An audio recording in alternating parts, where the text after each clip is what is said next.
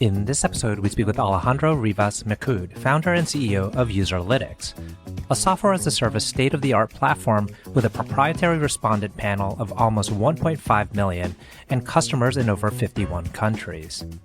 Alejandro's entrepreneurial experience spans Asia, Europe, and the US in the utility, telecommunications, and SaaS Internet sector. Since 2009, Userlytics has been at the forefront of delivering exceptional UX insights for businesses, nonprofits, and startups. Additionally, the company offers professional UX consulting services tailored to enhance customers' digital solutions through expert analysis. I'm your host, RJ Lumba. We hope you enjoy the show. If you like the episode, click to follow. RJ Lumba is the executive chairman of Market Insight Media and managing partner of GrowthCap. He is the host of Key Executives, a podcast for driven executives and business operators. Our podcast covers all topics related to effective business leadership, from strategy and culture to products and services to sales and marketing and everything in between. In the minutes ahead, we'll share with you unique insights and tactics from some of today's most accomplished and inspiring executives. Alejandro, great to be with you. Thanks for taking the time. Thank you for inviting me. So you've got a great background. You're an experienced entrepreneur and executive. Tell us about scaling from 0 to 150,000 customers in 9 months. Yeah, that was, a B2C business. So it's obviously easier to do it than with a B2B business, which is what we currently have. But that was at the time in the late 90s when telecom was being deregulated in Europe. And at the time, there was a monopoly provider, Telefonica, and we were one of the new entrants. And we came out with, I would say, quite an innovative marketing approach at that time. We basically said we're the first American telecom operator to arrive in Spain. And then, the TV ads and everything was, American football and, all the kind of Americana type visual support. And it was very successful as a marketing campaign. And we had been preparing for it technically for a while, but the actual launching the campaign and getting it done, in a very short period of time, we grew very quickly from, a few $1 million in revenue to $30 million in revenue in pretty much no time at all. Now, fast forward to today, you're running Userlytics. I believe you founded it. You're CEO. It's been over a decade. Tell us about, in the beginning, what led you to the idea to start the company, and then how it's gone over the journey. Sure. Well, in terms of the founding of Userlytics, a lot of founders, when asked the question of why and how they came up with the idea, will retroactively come up with a founding story. I was in a bar and I was drinking, and all of a sudden I thought it would be great to have glasses, so I invented the glass, that kind of thing.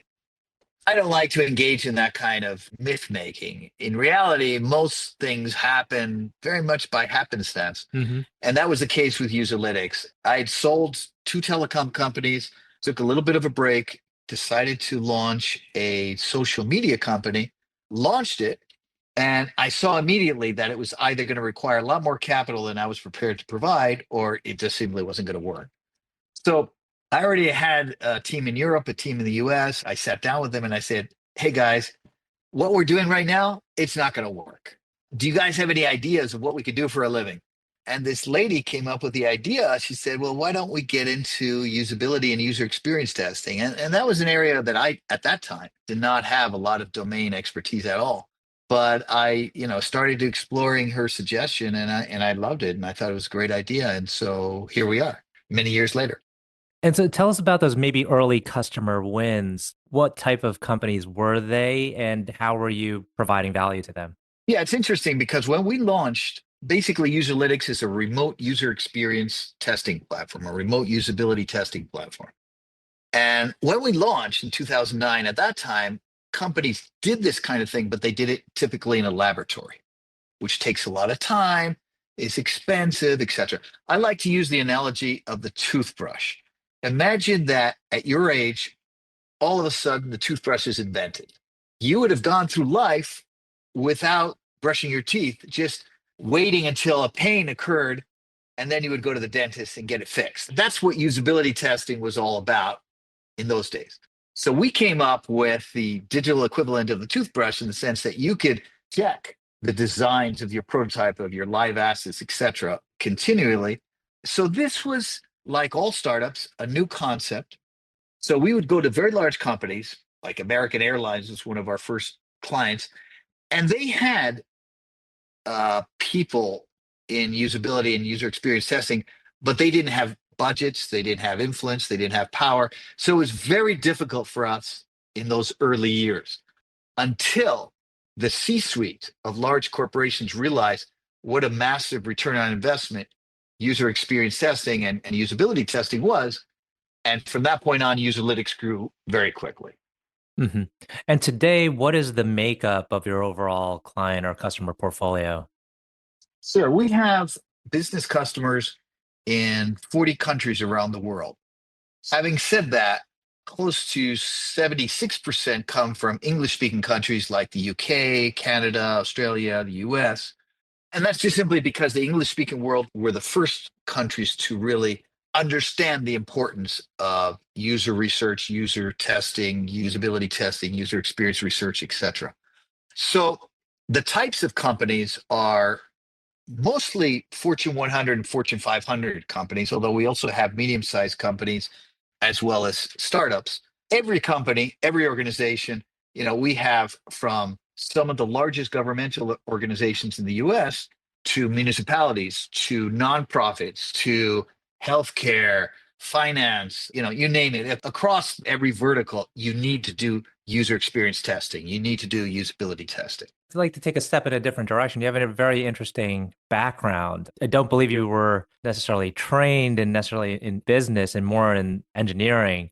And then eventually you moved into the area. So tell us about your background. Yes, that's correct.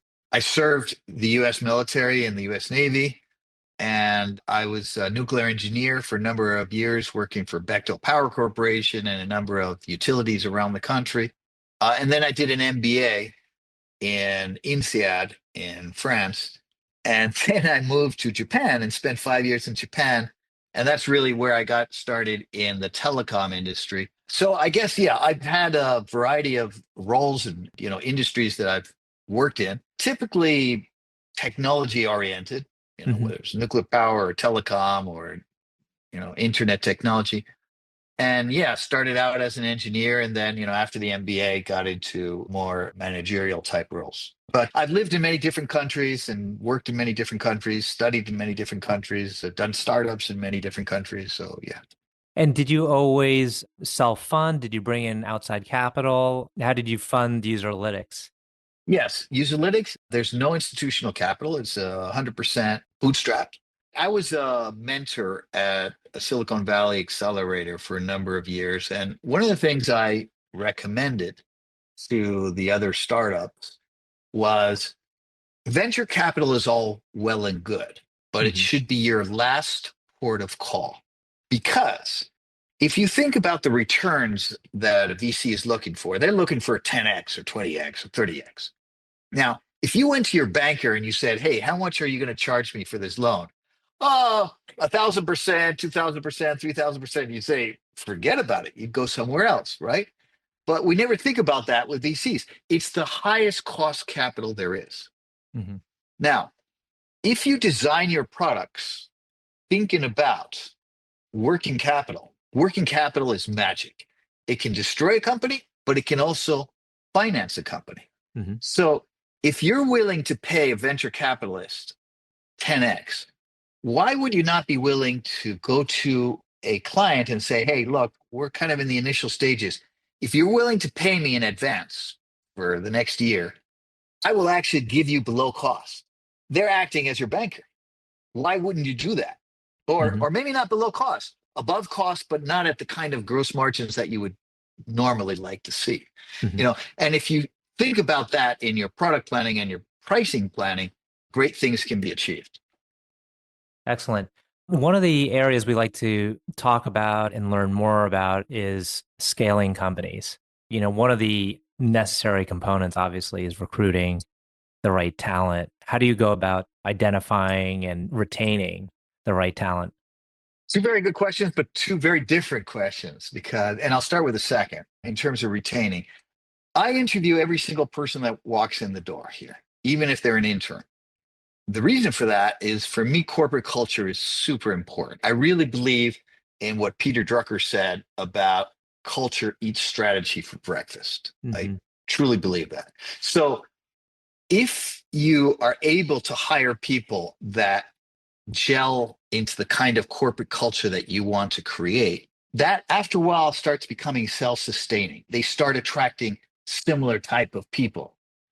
We've definitely seen that in our business. So people like working in our company, and therefore retention has not been a major issue. I mean, obviously people come, they go, life changes, we all grow, but it's not a major problem for us. In terms of finding the right skill sets, I think it really depends upon what stage you're in the company life cycle. In the early stages, I prefer, and this is a personal choice, hiring very talented people that are not necessarily very experienced. Why? Because as a company, we're winging it. We're inventing stuff. It's all new. There's no book on how to do this particular solution to this particular problem. So we might as well all of us start from scratch and with a blank canvas page. You do want highly talented people. Then once you reach a certain scale, then it becomes more necessary to start bringing in more people with no hair like myself or gray hair to help get to the next level. So Mhm. it depends on the stage of the company life cycle. How would you describe your culture? Well, one of the values we like to foment is politeness, being polite when we send an email, when we send a Slack message, in every facet with clients, with suppliers, with each other. Mhm. I think in the age of remote working, it's particularly important because oftentimes our communication will not be like we're having right now. You're not going to see the context, the facial expression, the tone in the voice. So an email or Slack message can be very easily misinterpreted. If you go overboard in politeness, you lessen the chance of something being misunderstood. Mm. So that's part of our corporate culture, I'd say. Interesting. So are you fully remote? We are. I mean, we do have headquarters in Miami, and it's an office where sometimes people come in, sometimes they don't. It's really up to them. Same is true in Europe, in Madrid, Spain. We occasionally have a meeting. The entire product and engineering department, or the marketing and sales department, or operations department, or the UX consulting department, etc. And sometimes we have global get-togethers. But as a general rule, if people want to work exclusively from wherever they live, that's fine. What's the best advice you could share with another entrepreneur looking to scale their company? Well, it would depend upon what level they are at. But let's suppose that they've got product market fit, they've got a good revenue base already coming in, they've got a repeatable sales process, a repeatable delivery process, and everything else. I think it's important to understand that at a certain point, the scale of the company is going to overwhelm the organizational skill sets and the managerial skill sets of the people that you have. There will be those lucky occasions when the people that you have are able to grow into the next level. That's great. If they're unable to, they're still extremely valuable people. So, what do? You can ask yourself, are they trainable? Can I bring in a sort of mentor type person to help them get to the next level, either on a part time basis or even full time? Yes, great. No, okay. Can I bring in another person with whom and for whom they work, with whom they'll be compatible? They'll get along well. Those kinds of things. But it really depends upon, where you are in the journey Hmm. and also upon your team. Some members of your team may be ready to grow with the demands on the company. That's great. If they can do it, perfect. What does your typical day look like? And then as part of that, like how do you generally divide up your time? That's a great question. I remember when I sold the previous two companies, I went to an event and a founder of a fairly large company said that he spent 40% of his time on HR related stuff. And I thought that's insane. I can't imagine a universe in which I could remotely come close to that. But I thought about what he said over and over again, and I realized how smart he was because really that is the most important thing. That's why I say that, I do dedicate time to interviewing everybody who comes into the company. I like to meet with all the key players, but I also like to meet with some of the not so key players just to maintain that connection and that understanding of what's really going on in the trenches. I like to attend meetings that I may not be regularly part of, but that, I can kind of listen in and just learn from. So all of those things take a lot of time. And everything else is just kind of the day to day that, the curveballs that come at you. And yeah. Excellent. We have two final questions, but before I ask those questions, what's the ultimate vision for Userlytics? Is this something you're going to grow over the long term? Are you looking to exit? What's the 5 to 10-year plan, if there is one? No, there is. I mean, well, not five. We typically work on a rolling 3-year plan. So the market itself is an emerging market, growing very strongly, starting to become as hot as it was in the English and still is in the English speaking world in non-English speaking countries. And that's going to continue for many years. So we have a lot of opportunity there. But the joker in the pack is AI and how that's going to affect our business. And I would be lying to you if I told you that I knew with certainty the answer to that question. I don't. We have some guesses. We think that obviously at a tactical level, there's a lot of low-hanging fruit where AI will augment the value that we provide to our clients. But there's also the question of how it will change the demand for user experience testing. And there are arguments to be made that it will expand it because as entities add AI elements to their UIs, their user interfaces, you'll need to test those to see how people are using them, why they're using them in this way, what can we do to improve the way they use them. So I think it will expand, but nobody can be sure. So to answer your question, next 3 years, we expect to see continued fast growth in the market, in the industry, and with ourselves. We're very keen to do a lot of things in AI. 5 or 10 years from now, who knows? That's just too far away to really know. Got it. Okay, last two questions. One is, can you tell us about a person who has had a profound influence on you? Well, there's two people that I like to quote frequently and that I admire. One is Warren Buffett, and the other is Bill Gates. Warren Buffett, one of the things he said when asked, how does he hire people? He says, I look for two things. I look for very smart people, and I look for very ethical people, because the fastest way to bankrupt a company is to hire very smart people who are not ethical. Mm-hmm. And I thought that was a great quote. And I really try to apply that in how we hire and what we do in our own company. Ethics is super important. Bill Gates, I loved what he said one time about how people overestimate the impact of technology in the short term and underestimate it in the long term. And I think you can also apply that to a startup. All the actions you take in a startup as an optimistic entrepreneur, you expect them to yield immediate results. So you overestimate the impact in the short term. Then when they don't, maybe you get a little bit depressed, what am I going to do? And then you underestimate that over the long term, the impact of everything you do actually does have a huge impact. So you tend to underestimate the impact of what you do over the long term. I like to apply Bill's wisdom in that sense to the entrepreneurial journey itself. I admire Bill Gates also for everything he's done from a charitable point of view, and Warren Buffett too, for that matter. Last question. Can you tell us about a charity, cause, or other endeavor that you're passionate about? Yes, I have it in my to-do list at some point to launch an organization that connects people with a little bit of time to spare who want and are able to act as mentors or educators, even though they may not be trained as such, with underprivileged children anywhere in the world through digital means. And that's a project that I've had on my to-do list for a long time. And hopefully one of these days I'll have the time to get that off the ground. Excellent. Well, Alejandro, I want to thank you again for taking the time. This has been a wonderful conversation. Thank you so much, RJ. Thank you for inviting me, and thank you to your organization.